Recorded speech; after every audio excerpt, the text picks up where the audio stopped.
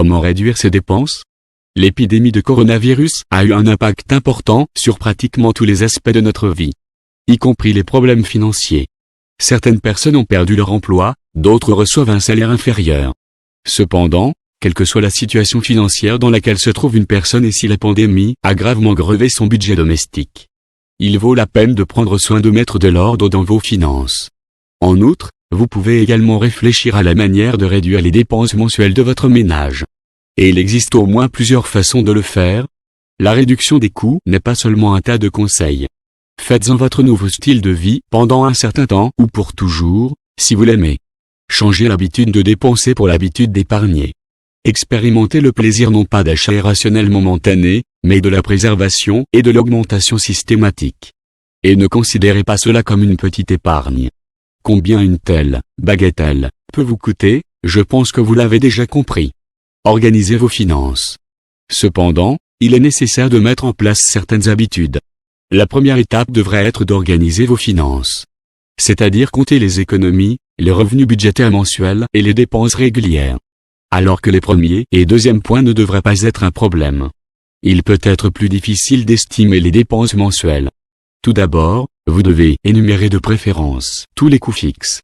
Loyer, facture d'appartement, coût des obligations financières, échéance du prêt, abonnement, les coûts de transport, les coûts des médicaments s'il s'agit de médicaments pris en continu, les frais de prise en charge d'une crèche, maternelle, école le cas échéant, d'autres frais supplémentaires, engagés mensuellement à montant constant. Les personnes qui souhaitent économiser quelque chose sur le montant restant doivent transférer de l'argent sur un compte séparé, par exemple, un compte d'épargne, immédiatement après avoir reçu leur salaire. Grâce à cela, ils sauront de quelle somme ils disposent réellement. Il est également préférable de rembourser toutes les dettes permanentes dès que possible. Dès que le paiement est crédité sur votre compte. C'est aussi une bonne idée de créer un compte de collecte de fonds distinct en cas d'accident, perte d'emploi, maladie grave, etc. Il vaut également la peine de transférer même une partie minime de l'argent sur ce compte chaque mois. Comment réduire vos dépenses?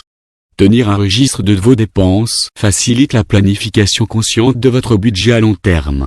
Lors de la planification, non seulement toutes les dépenses mensuelles fixes et moyennes sont prises en compte, mais aussi des dépenses ponctuelles plus importantes, comme par exemple un voyage pendant les vacances, une rénovation, l'achat de matériel plus cher ou des cadeaux pour des proches sur anniversaire ou jours fériés. D'autre part, être pleinement conscient de vos dépenses permet de les réduire plus facilement. Grâce à cela, il est possible de vérifier quelles dépenses sont inutiles et lesquelles peuvent être réduites. Dans de nombreux cas, une grande partie du budget de la maison peut être dépensée pour des achats imprévus, des promotions, des repas au restaurant ou le paiement d'abonnements à des services qui ne sont pratiquement pas utilisés.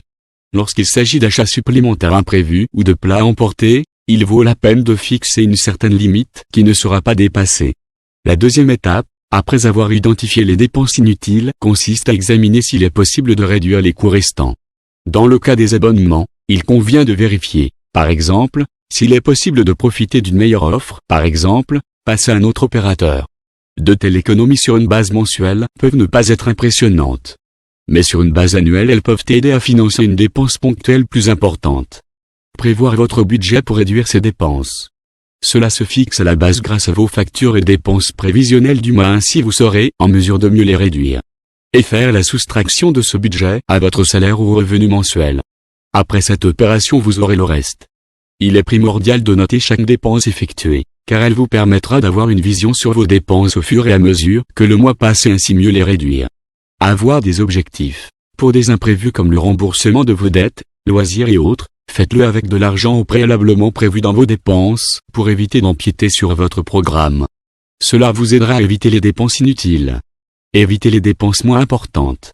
Des achats qui vous distraient comme celui de la cigarette ou de l'alcool pour certains en fin de compte, sont énormes, alors ne simplifiez rien pour atteindre vos objectifs.